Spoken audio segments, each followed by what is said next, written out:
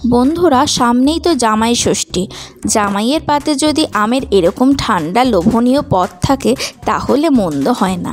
নমস্কার বন্ধুরা, অর্পিতাস কিচেনে আপনাদের সবাইকে স্বাগত। আজকে আমার রেসিপি আমের পুডিং। তো প্রথমে আমি একটি বড় সাইজের আম নিয়ে নিয়েছি। তো আমটাকে এরকমভাবে আমি কেটে নেব যাতে আমার আমের পাল্পগুলো বার করতে সুবিধা হয়।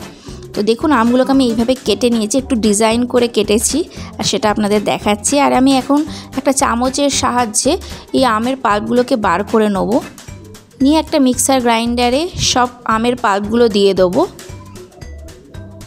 দেখুন, আমের পাল্পগুলো সব দেওয়া হয়ে গেছে। আর এটা আমের আটি থেকে যে পাল্পটা বেরিয়েছে সেটাও আমি দিয়ে দিলাম। দেখুন, আমার সব আমের পাল্প দেওয়া হয়েছে। এখন আমি আধা কাপ চিনি দিয়ে দেবো। যেহেতু আমার আমটার মিষ্টির পরিমাণ একটু কম, তাই জন্য আমাকে একটু বেশি চিনি অ্যাড করতে হয়েছে এখানে। তো দেখুন, আমের মিশ্রণ, চিনির মিশ্রণ তৈরি হয়ে গেছে। এখন আমি একটি প্যান বসিয়ে নিয়েছি। প্যানে আমি আমের মিশ্রণটা ঢেলে দিলাম। এখন এটাকে মিডিয়াম ফ্লেমে আমি 4 থেকে 5 মিনিট ভালোভাবে নাড়িয়ে চাড়িয়ে নেব। দেখুন, নাড়াতে নাড়াতে আমের কালারও চেঞ্জ হয়ে যাবে। দেখুন, আমার 3 থেকে 4 মিনিট নাড়ানো হয়ে গেছে। এখন আমি একটা পাত্রে 4 চামচ মতো কর্নফ্লাওয়ার নিয়ে নেব। এতে আমি 1 কাপ দুধ অ্যাড করে দেবো। ভালোভাবে মিশ্রণটাকে মিশিয়ে নেব। বন্ধুরা, রেসিপিটি অনেক মজার হতে চলেছে, তো পুরোটা দেখার অনুরোধ রইল। তো দেখুন, ভালোভাবে আমার কর্নফ্লাওয়ারটা দুধের সাথে মেশানো হয়ে গেছে।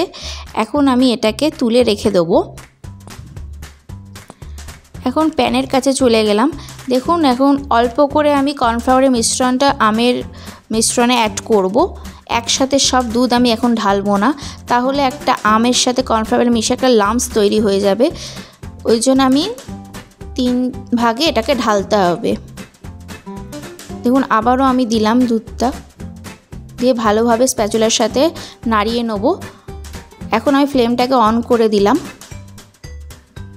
এবারে আমি আস্তে আস্তে এটাকে নাড়াতে থাকবো। কিছুক্ষণের মধ্যে দুধের সাথে আমের পিউরিটা মিশে যাবে। দেখুন, এরকম স্মুথ পেস্ট তৈরি হয়ে গেছে। হালকা হাতে নাড়তে নাড়তে 6 মিনিট হয়ে গেছে। এখন আমি প্যানটা তুলে নেব। নিয়ে এরকম একটা আমি স্টিলের মোল্ড নেব পুডিংটা বসানোর জন্য। তো আমার পুডিংয়ের মোল্ড নেই, তাই জন্য আমি স্টিলের মোল্ড ইউজ করেছি। আপনারা চাইলে যে কোনো মোল্ড ইউজ করতে পারেন। তো এখানে আমি একটু অয়েল ব্রাশ করে নেব যাতে পুডিংটা তাড়াতাড়ি বেরিয়ে যায়। বন্ধুরা, রেসিপিটি ভালো লেগে থাকলে অবশ্যই আমার চ্যানেলকে সাবস্ক্রাইব করে নেবেন। দেখুন, বাটিটা অয়েল ব্রাশ হয়ে গেছে। এখন একটা সসপ্যানে কিছুটা চিনি দিয়ে দেবো, একটু ক্যারামেল তৈরি করার জন্য, যাতে পুডিংটা দেখতে আরও সুন্দর হয়। এটা চাইলে আপনারা দিতেও পারেন, নাও দিতে পারেন। আমের পুডিং এমনিই খেতে সুন্দর লাগবে। তো আমি উপর থেকে আমের মিশ্রণটা ঢেলে দিলাম। বন্ধুরা, আমার মতোভাবে এই রেসিপিটা একবার বানালে আপনাদের বারবার বানিয়ে খেতে ইচ্ছা করবে। তো দেখুন, বাটিতে আমার ঢালা হয়ে গেছে। এটাকে আমি ট্যাপ করে নেব যাতে কোনো মাঝখানে এয়ার বাবেল না থাকে, পুডিংয়ে যাতে কোনো এয়ার না ঢুকে থাকে, এই জন্য এটা ট্যাপ করা। তো এখন আমি একটু উপর থেকে অ্যালুমিনিয়াম ফয়েল পেপার লাগিয়ে দিলাম।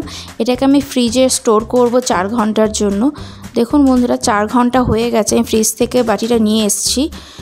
তো উপর থেকে আমি অ্যালুমিনিয়াম ফয়েল পেপারটা সরিয়ে নেব। দেখুন, এখন কত সুন্দর সেট হয়ে গেছে। এটাই আমি হাত দিয়ে দেখাচ্ছিলাম। তো এখন একটা প্লেট ঠিক মোল্ডটার উপরে বসিয়ে নিয়ে এটাকে উল্টে দেবো। খুব ডেলিকেট জিনিস আসলে পুডিংটা, ওই জন্য আমাকে এইভাবে এটাকে করতে হচ্ছে। দেখুন কত সুন্দর পুডিংটা বেরিয়ে এসছে আর কত সুন্দর দেখতে হয়েছে। দেখুন, আপনারা চামচ দিয়ে কাটলেই বুঝতে পারবেন কত সুন্দর হয়েছে। বন্ধুরা, যদি রেসিপিটা ভালো লেগে থাকে অবশ্যই একটা লাইক দিয়ে দেবেন, বন্ধুদের সাথে শেয়ার করবেন। ভালো থাকবেন, টাটা।